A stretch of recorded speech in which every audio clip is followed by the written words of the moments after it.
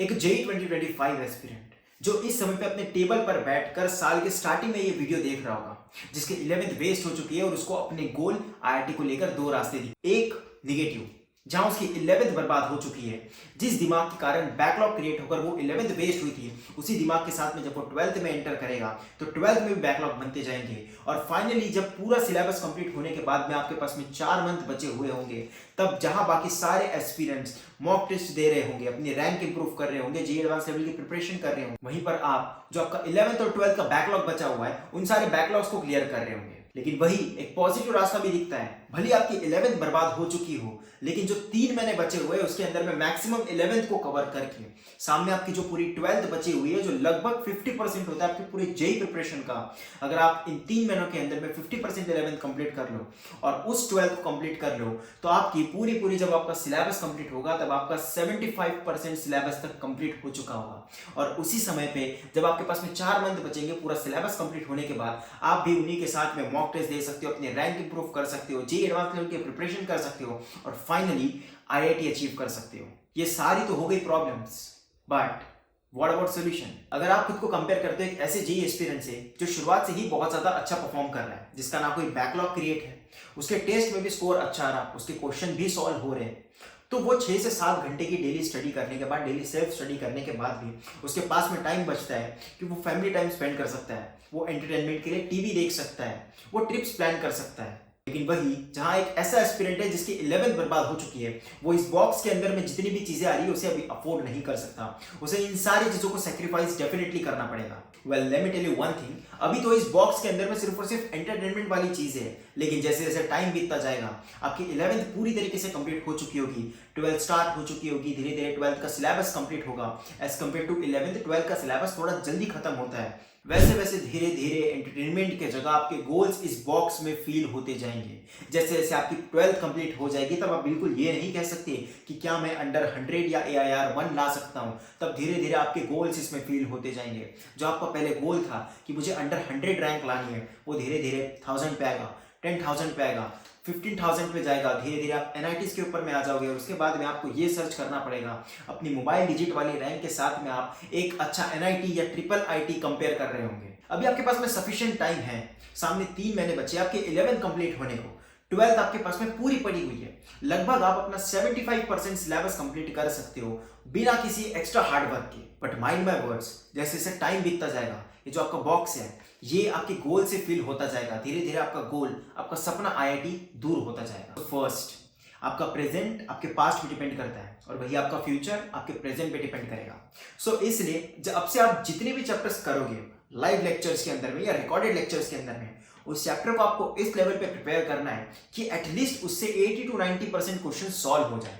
आप बिल्कुल भी इस चीज को डिनाई या इग्नोर नहीं कर सकते कि मेरे से थ्योरी तो हो जा रही है, लेक्चर्स हो जा रहे हैं, लेकिन इसके क्वेश्चन सॉल्व नहीं। आपको अपने शेड्यूल को इस तरीके से प्लान करना है कि ये जो पूरी साइकिल है कि सबसे पहले आप लेक्चर देखोगे, उसके बाद आप लेक्चर नोट्स या रजिस्ट्रेशन क्वेश्चन को रिवाइज करोगे, उसके बाद आप मॉड्यूल्स या अपनी रेफरेंस बुक को सॉल्व करोगे, फाइनली जाकर आप उस चैप्टर की टेस्ट दोगे। जब आप ये पूरे साइकिल को फॉलो करोगे, तब आपका चैप्टर एक एडवांस, बेसिक एडवांस या एक मेंस लेवल के ऊपर में प्रिपेयर हो जाएगा और तब आपसे एटलीस्ट 70 to 80% क्वेश्चन उस चैप्टर के, उस पर्टिकुलर चैप्टर के सॉल्व होना स्टार्ट हो जाए। और अगर आप अपने शेड्यूल को इस तरीके से प्लान नहीं कर पाते कि आपसे ये पूरी साइकिल फॉलो हो रही है, तो सामने भी बैकलॉग उसी तरीके से क्रिएट होते जाएंगे। और जैसा कि मैंने मेंशन किया कि जिस दिमाग के साथ में, जिसमें ऑलरेडी बहुत ज्यादा कचरा भरा हुआ है, जिसके साथ में आपने 11th में बैकलॉग क्रिएट किया, अपनी 11th वेस्ट की, उसी के साथ में अगर आप 12th में जाते हो तो 11th के बैकलॉग पे थोड़ा सा फोकस करने की जगह 12th के और ज्यादा बैकलॉग क्रिएट होते जाएंगे। जब आपके पास में लास्ट के 4 मंथ बचे रहेंगे, तब आप ये नहीं सोचोगे कि मैं अपने टेस्ट के स्कोर को कैसे इंप्रूव करूं,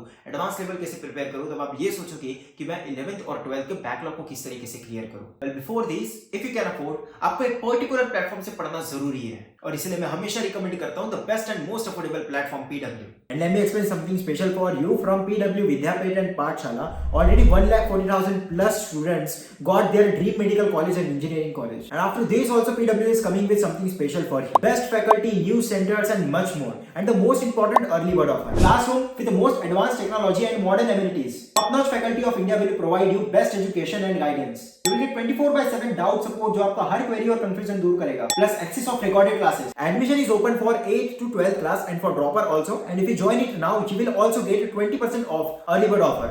You will get link in the description to join the batch. And if you want to discuss with counselor, you can see the number on the screen. So make sure to check it out. The link is in the description. So अब topic के ऊपर में वापस आते हैं. हम अपनी बची हुई 12th और 11th को लाइव लेक्चर्स के थ्रू कंप्लीट तो कर लेंगे, बट व्हाट अबाउट प्रीरिक्विजिट्स? जो 11th का नॉलेज हमें लगेगा, जो टॉपिक्स हमें लगेंगे, जो हमारे ऑलरेडी बैकलॉग में है, जब उसकी एप्लीकेशन सामने के चैप्टर्स में आएंगी तो हम उन सारे चैप्टर्स को कैसे क्लियर करेंगे? वेल, इसका डाउट भी बहुत सारे एस्पिरेंट्स के दिमाग में हो. सो बैकलॉग दो तरीके के होते हैं. एक जिसका आपने ना थ्योरी की है, एक ऐसे चैप्टर जिसकी ना आपने थ्योरी की ना आपने क्वेश्चन सॉल्व किए, वो चैप्टर आपका कंप्लीटली बैकलॉग में. सेकंड, ऐसे चैप्टर्स जिसकी अपनी थ्योरी तो कर ली लेकिन ऊपर ऊपर से की है, आपको बस फॉर्मूलेस आते हैं, थोड़े कंसेप्ट्स पता है लेकिन क्वेश्चन बिल्कुल भी सॉल्व नहीं होते. ये दोनों ही टाइप के चैप्टर्स आपके बैकलॉग के अंदर में आते हैं. आपके पूरे 11th में नियरली ईच सब्जेक्ट 18 चैप्टर्स हैं और उसमें से 3 से 4 चैप्टर्स ऐसे हैं जो अभी भी लाइव लेक्चर्स या कोचिंग के अंदर में बचे हैं और बाकी जितने 14 से 15 चैप्टर्स बच गए वो सारे आपके बैकलॉग्स. अब सबसे पहले आपको ये डिसाइड करके चलना है कि इसके बाद हम जितने भी चैप्टर्स क्लियर करेंगे या जो हम अपने बैकलॉग के लिस्ट में से जो चैप्टर हम बाहर निकालेंगे वो सारे वही चैप्टर्स होंगे जिसकी हमने थ्योरी भी कर ली और उसके एक अच्छे लेवल पे 60, 70, 80% तक हमसे क्वेश्चन भी सॉल्व हो जाते हैं. इन आने वाले 3 महीनों के अंदर में मोर देन 90 डेज होंगे और इस 90 डेज के अंदर में आप 10 चैप्टर तो डेफिनेटली क्लियर कर सकते हो, जिसके लिए आपको कोई वन शॉट देखने की जरूरत नहीं है. लॉन्ग लेक्चर के थ्रू ही आप ये सारे चैप्टर्स को क्लियर कर सकते हो और वो भी एक बेटर लेवल के ऊपर में, जिससे आपके क्वेश्चन भी सॉल्व होना स्टार्ट हो जाएंगे. सो सबसे पहले आपको करना ही है कि जितने चैप्टर अभी आपके लाइव लेक्चर्स के अंदर में चल रहे हैं उसको तो वैसे ही करते रहना है. बच गए जो प्री रिक्विजिट्स. सो प्री रिक्विजिट्स के लिए हम ऐसे चैप्टर्स को कवर करेंगे जिसके भले हमसे क्वेश्चन सॉल्व ना हो चलेगा लेकिन एटलीस्ट वो चैप्टर थ्योरी लेवल पे कंप्लीट हो जानी चाहिए. और इस तरीके का चैप्टर आप वन शॉट के थ्रू भी क्लियर कर सकते हो जिसके अंदर में आपको मैक्स टू मैक्स 6 आवर लग रहे होंगे, जिसके आपको सिर्फ और सिर्फ नोट्स रिवाइज करने और इलस्ट्रेशन क्वेश्चन सॉल्व करने हैं. आपको एक्स्ट्रा क्वेश्चन सॉल्व करने के उस टेस्ट के उस चैप्टर के ऊपर में टेस्ट देने की बिल्कुल भी जरूरत नहीं है. अब डेफिनेटली ऐसे सारे ही चैप्टर्स नहीं करने हैं. मैं मान के चलता हूँ जो 14 चैप्टर्स आपके बैकलॉग के अंदर में क्रिएट है, सबसे पहले आप ये आइडेंटिफाई करो कि इसमें से इंडिपेंडेंट चैप्टर कौन से हैं. जैसे कुछ चैप्टर्स है जैसे ग्रेविटेशन हो गया, ये कंप्लीटली इंडिपेंडेंट है जिसकी एप्लीकेशन सामने नहीं आएगी. वही 12th में एक सिमिलर चैप्टर आएगा इलेक्ट्रोस्टैटिक्स. अगर आप उसको एक बेटर लेवल पे प्रिपेयर कर लेते हो तो इलेक्ट्रोस्टैटिक्स करने के बाद अगर आप ग्रेविटेशन का सिर्फ और सिर्फ वन शॉट भी देख लोगे तो वो चैप्टर आपका अप टू एडवांस लेवल तक प्रिपेयर हो जाएगा. उसके बाद आपको इंपॉर्टेंट चैप्टर की लिस्ट निकालनी है जो मैं आपको नीचे डिस्क्रिप्शन में प्रोवाइड करा दूंगा. उस इंपॉर्टेंट चैप्टर्स में से आपको टॉप 7 चैप्टर्स निकालने हैं और उन टॉप 7 चैप्टर्स को आपको आने वाले 3 महीनों के अंदर में एक अच्छे लेवल पे प्रिपेयर करना है, जो आप डेफिनेटली लॉन्ग लेक्चर्स के थ्रू भी बड़े इजीली कर सकते हो.